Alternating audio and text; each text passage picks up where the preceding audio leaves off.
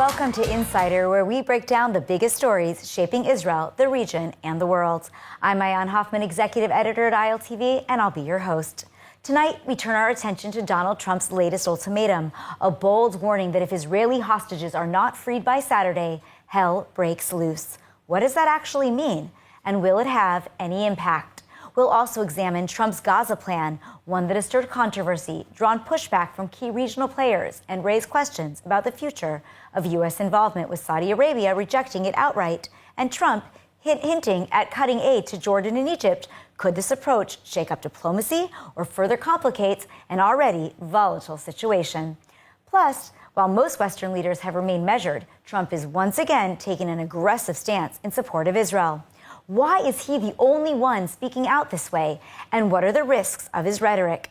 To help answer these questions and more, we have Rabbi Pessach Wolicki, Executive Director of Israel365 Action, and Dan Perry, former chief editor of the Associated Press in Europe, Africa, and the Middle East. Let's get into it. Thanks for being here. All right, so Trump has issued yet another ultimatum. Last night, we heard if the hostages do not come out by Saturday, of course, this was in response to Hamas saying they are going to stop releasing hostages, and the terrible state of the 3 hostages that were released on Saturday, emaciated, sick. Many compared it to Nazi Germany. So, what exactly does he mean, Dan? What is hell going to look like, and how do you think that's going to play out? Well, in theory, he could authorize Israel to resume the war with even more brutality than before. And I suppose in some version of the universe that might terrify Hamas. But not in my version of the universe, because these are nihilist jihadis who thrive off the destruction of their own territory and the suffering of their own people because of the weird state of the Palestinian national psychosis, I have to say, at this moment in history. I think Trump's greater leverage might be on the Arab states that, to various degrees, support, enable, acquiesce to, maybe even are fearful of taking on Hamas. And that could include, indeed, the entire so-called array of moderate Sunni states, from Jordan, Egypt, to others like Saudi Arabia, and also quite potentially Qatar. It's a delicate dance vis-a-vis Qatar because the U.S. has a very important military base there. It's the biggest in the region. It's not clear who has leverage on whom in this situation. But Qatar does like to make nice with the world. They like to pretend they're a normative country, and that doesn't really go hand in hand with supporting an Iranian-backed terrorist group. So I think there may be some leverage to apply in the Arab countries. Now, do you feel, Pessach, that ultimately that the hell to pay will be specifically on Gaza, on Hamas, and and that this will then make Hamas, make Qatar and the Arabs, as you're saying, push the hostages, let them come out of Gaza? I mean, I've heard some rumors that hell to pay might be a threat toward Iran or towards one of the regional players. Well, this speculation and this not knowing what Trump could mean, I think, is part of his playbook. When Donald Trump ran for president back in 2016 already, one of his big criticisms against the foreign policy establishment was that the Western foreign policy always telegraphs what it's going to do. And the bad actors tend to be much more cagey about it. And he really felt that, why should we be always saying what we're going to do? So I think that this whole conversation, this whole speculation, the whole doubt is really part of what Donald Trump's game plan is. And if I could just comment on how refreshing it is to hear a president of the United States actually play the Middle East negotiating game better than pretty much any Western leader. It's one of the great ironies of Donald Trump that he entered office in 2016 with zero foreign policy experience, and he seems to be the best at handling the Middle East. And what I mean by that is that the way things have always gone with Israel and our enemies is that the Arabs stake out a position, usually quite an extreme position, and then stick to it and never budge. And they just wait it out and stick to their position. And eventually, the Israelis move the goalposts closer to them. And here, what Donald Trump is doing, when Hamas says, we're no longer releasing any more hostages, we're breaking the deal, so they're basically moving the goalposts in their direction, he moves the goalposts in the opposite direction and plays the same game as them, saying, not only did you have to, he didn't say you have to continue with the deal. He said you now need to release everybody. Right. So it's a negotiating ploy that I think is the right way to play it. Now, go ahead, Jim. Yeah, I mean, 2 things to say. First of all, Generally speaking, of course, the Arabs do that, and the American and Western negotiating tactics have been rather simple-minded by comparison. But to be fair, the Arab League in 1968, 67, 68 started out with the three no's of never recognizing Israel, never negotiating with Israel, never having peace with Israel. I would say they moved. When Egypt made peace with Israel, it broke with the entire Arab League and they were kicked out. There has been certainly movement. The Palestinian national movement, such as it is, let's say Fatah and the PLO, used to stake out that very extreme position, namely a one-state solution that's basically a Palestinian state. They at least have moved away from that to positions I myself think they've stuck to too rigidly during the subsequent negotiations, but there has definitely been movement. But I want to agree with what Pessach says about the refreshing aspects of Trump's brinksmanship. And although, of course, much of it is speculation, we've sort of learned to understand Donald Trump, the mind of Trump a little bit. He loves to be a disruptor. He loves to break away with past dogmas and past procedures. And he certainly loves to expose the inadequacies of his predecessors. The Biden administration and Democratic administrations throughout the decades have projected great weakness vis-a-vis the Arabs and have more or less aided and abetted these extremist narratives that Pessach rightly bemoans. And Trump will have none of that. None of that. So, for example, I've been watching in the past year or more as the U.S. and the U.K. and other Western powers have allowed the Houthis to disrupt a third of global container traffic. It's madness. And have done very, very little to really push back forcefully. I would expect that Trump recognizes there's money on the table right there and would move against the Houthis if they ever try this again in subsequent months. Let's say the war resumes. So, I mean, what kind of, why do you think it is, let's start with this, that Trump is the only Western leader that is able to do this? I mean, I feel like the hostage situation, which is going on now for 16 months, has really not been really raised enough by the Western leaders all around the world. Biden, in many ways, but also many other Western leaders. And Trump comes in, he sees these three hostages exit, and exactly as you said, he's mad. So why do you think it is like that? The Israel-Palestine catastrophe is very much, at this point, in a war of narratives. And the narratives don't necessarily always support the Israeli mindset and the Israeli point of view that most people have in this country. What started off as an invasion, an unprovoked invasion, and a massacre of over 1,000 people by Hamas has become a global humanitarian cataclysm in Gaza. Now, I don't really know if 45,000 people were killed and how many were terrorists. Right, that's Hamas numbers, and nobody really knows. But let's just call it that. A great degree of destruction was visited on 100%. Gaza. They say no matter what, 80% of the infrastructure. So monumental that it's taken over the visuals and it's taken over the narrative. And the question of who started what and who killed who and who said what to whom, you have to be a very dedicated student of this conflict to care anymore. Hostages. I mean, yeah, I guess that's true. I mean, let's take Trump's plan for a minute. I mean, I think... Yes, before you respond, I'd rather, just because I want to be able to move on, I actually think that we need to talk a little bit about Trump's plan. So Trump has given this ultimatum: we will or will not get these hostages out on Saturday. But either way, we are eventually going to have this day after. Trump has offered for the U.S. to buy, essentially, or to take over Gaza.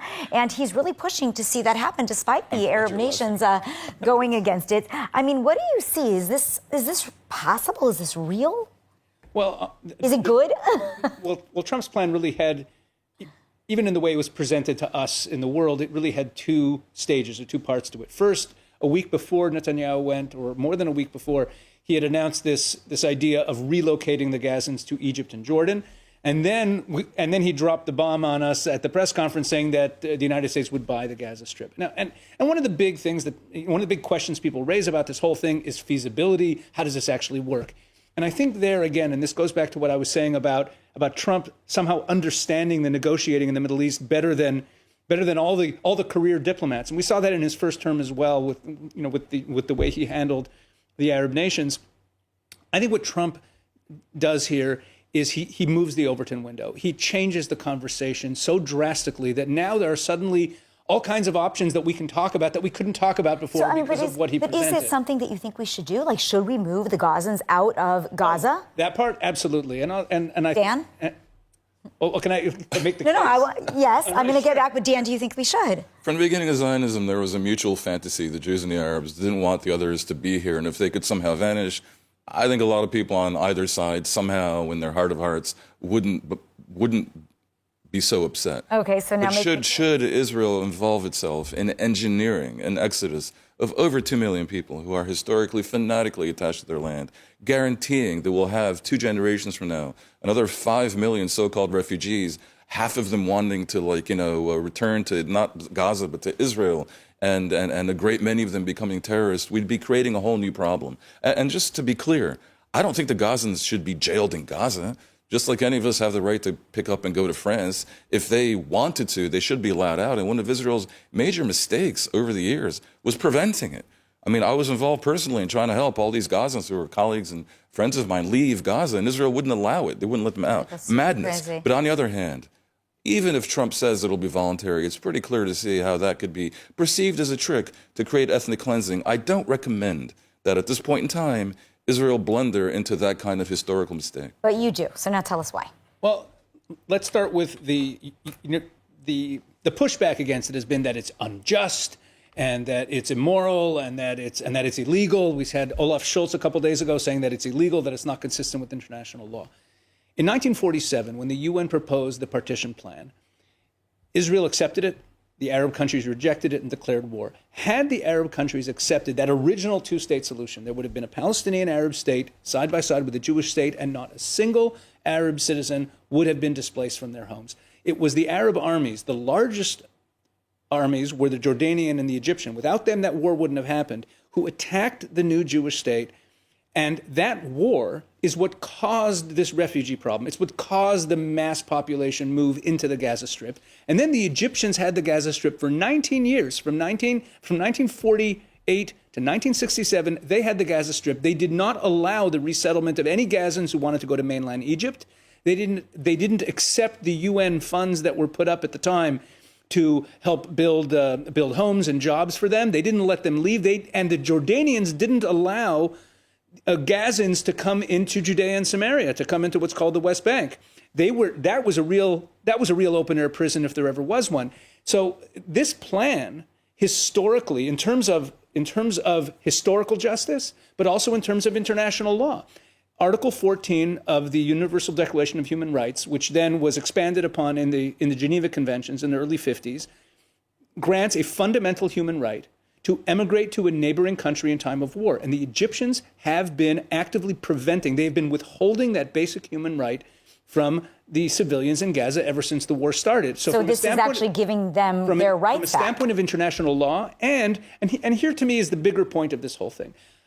It is speculation about what will happen down in the future if now we have a bunch of new jihadists in neighboring countries. And that's a strategic question where frankly, I think that Israel does a much better job dealing with enemies on the other side of our borders in neighboring countries than we do in dealing with the Palestinians. And if that's the trade, I'll take it. But I think the larger point here is that finally we have Donald Trump, who is pointing the finger of responsibility for this whole problem in the direction that it belongs in. Those who are responsible for that entire population of refugees in Gaza and in Judea and Samaria are the Arab nations who rejected Israel over and over again. They start wars, they lose them, and they never have to take responsibility. It's Israel's problem to solve. And finally, someone's looking at Jordan and Egypt and saying, hey, you guys have to have a share in solving this problem. And I'll add that we discovered when we went into Rafah, we kind of knew it already, but we now had the evidence that it was Egypt who actively facilitated, not passively, actively facilitated all of the weaponry, all of the armaments, all of the supplies coming into Gaza. They helped create the problem that now needs to be solved. They should be taking responsibility. Let Dan respond. There is corruption in Egypt, and they were incompetent in policing the border, but it wasn't the policy of the government of Egypt. It was Sisi's son who ran the border. It wasn't the policy of Egypt to radicalize and to arm Hamas in Gaza. Egypt, a little bit like Israel, wishes this whole thing went away. Now, look, I lived in Egypt for 7 years. If there's one thing that I found there to be consensus about, it's that they don't want the Palestinian problem to be their problem. Right? Good, bad, or indifferent, that's a fact. They're not going to. They created it. They didn't create it. They're not going to accept 2 million Gazans, or even hundreds of thousands of Gazans, into sparsely populated northern Sinai, where they already have a jihadi problem. So you can try to produce history lessons that put the onus on them somehow. It'll be maybe partly successful. You convince a few people. Practically speaking, they're not going to do it. So what's As for happen Jordan already has 60 to 70% Palestinians. Right. The ruling Hashemites consider this a problem. The idea of compelling Jordan to receive them in huge numbers, again, is rather fantastical. Now, I suspect that Trump isn't serious because, frankly, and I'm sorry to say this, it's too stupid. It's not going to happen, okay? But as a negotiating ploy, sure. I think if he opened up the gates and allowed the Palestinians, let's say, to leave Gaza for, I don't know what, Indonesia, Malaysia. I think Albania was on the table. Yeah, maybe the West Bank. That might be a sort of elegant solution because then they're not leaving Palestine. If you did that out of 2.2 million, wouldn't surprise me at all to see 500,000 leave. Trump will take that as a win, and he'll declare that only he could have done it because to somehow diminish the problem of the overpopulation But to move of Gaza, 500,000 it'd be seen as a good thing. Palestinians from Gaza to the West Bank puts Israel at much more risk. I mean, the West Bank is obviously much closer even to the center of the country than Gaza, which, is very dangerous down south. We saw what happened on October 7th, but it's extremely dangerous. I mean, these are radicalized Hamas terrorists in many cases. Yeah, some are civilians, but some are not. If they move to the West Bank now, then they would be sort of under the control of the PA and of Israel. You can mock the PA all you want. It's a better situation than having Hamas mobilize an entire, very tightly packed population into essentially a terrorist army. Israel has no particularly good options here. I fear that in the Middle East, the most that you can generally hope for is the least bad option. And humanity isn't particularly well wired to embrace an option that's bad, just the least bad. But for sure, I would bet that the idea that the vast majority of Gazans are going to voluntarily leave, and then the U.S. would take it over, own it, buy it, and build resorts there is absurd. Well, and I also understand, just from a practical standpoint, it's not possible. Not just is it implausible and impractical and would raise every conceivable political opposition from the region and from much of the world, but more to the point, it is a monumental distraction from the real task at hand, which is A, to get back the hostages, and B, to figure out how to remove Hamas from power in Gaza. That is a critical goal. I want to stop because I want to give you a chance to respond. I'm stopping. I want you to respond. There's a bigger problem here, which Donald Trump is the first leader to actually address, which is that with all of these, moving them to the West Bank or just getting Hamas out of power and leaving them all there, this just perpetuates the problem. We're going to have more and more and more. We're going to have more intifadas, and we're going to have more education about how Israel stole your land and the Palestinians. Yeah, but I have to say something. Because the reality is that when Syrians fled from Syria with the war, and they fled to Western countries. And we've seen extreme terrorism and extremism move into those countries. Wherever the Gazans move, they're going to bring, if they're extremists, they're going to bring that ideology. So I don't know how just moving the problem along is actually to another country actually gets rid of the problem. Well, has there been conflict where they've been trying to destroy the countries that they're in, where they're trying to... in some cases, I would say there's been protests in the streets, there's been terrorism, there's been... Everywhere the Palestinians go, they cause problems. 300,000 of them were deported from Kuwait a few years ago because the Kuwaitis couldn't handle the problem there. So no one wants them anywhere because when you have a population that has a genocidal ideology, of course no one wants them. The only way to defeat a genocidal ideology, we learned this from Imperial Japan and from Nazi Germany, the only reason that those ideologies kind of went away, were defeated, and those countries became rather benign, peaceful nations, is that they experienced unequivocal, undeniable defeat. And that's something that the Western world has forgotten about. Since World War II, there hasn't been a single war that's ended with a victor over so we're going to run out of time, and I want everybody to have 30 seconds, 45 seconds to be able to give a final thought. Okay, so Trump's plan, it's impractical, it's unjust, it's not feasible. You're saying we should do it, but it's really not anyway the best solution. So what should we do? 30 seconds, what is your vision then for ending this conflict and getting these hostages home? Well, getting the hostages home does, by the current deal on the table, mean ending the war and leaving Hamas in power there. But what should happen thereafter is that the U.S. should use all of this Trumpian energy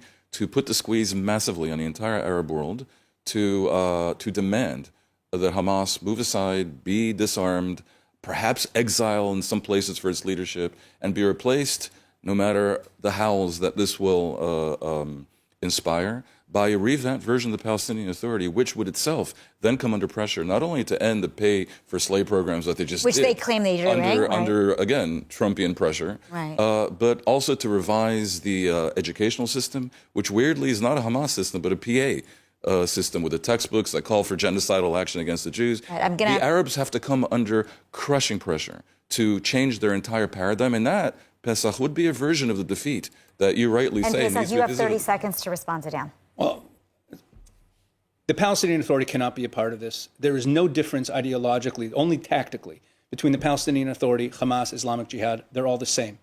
And I believe that what we should do is push Trump's plan as far as it can go in terms of voluntary departure from the area. Whatever percentage of them leave. And then, I hate to say it, but the only way that we can really de-radicalize this population is by Israeli military authority taking over the Gaza Strip and bringing in the Emiratis, the other Abraham Accords nations, and they start to govern the civil life and the education there. And it may take decades to de-radicalize the population, but otherwise, it's only jihad. One quick. Okay, no, I'm sorry. We unfortunately are all out of time this evening, so you're not going to be able to respond. But I really do thank you, and thank you for being here this evening. For more of the latest updates from Israel, make sure to subscribe to our newsletter at iltv.tv. Thanks for watching Insider. Have a safe and pleasant evening.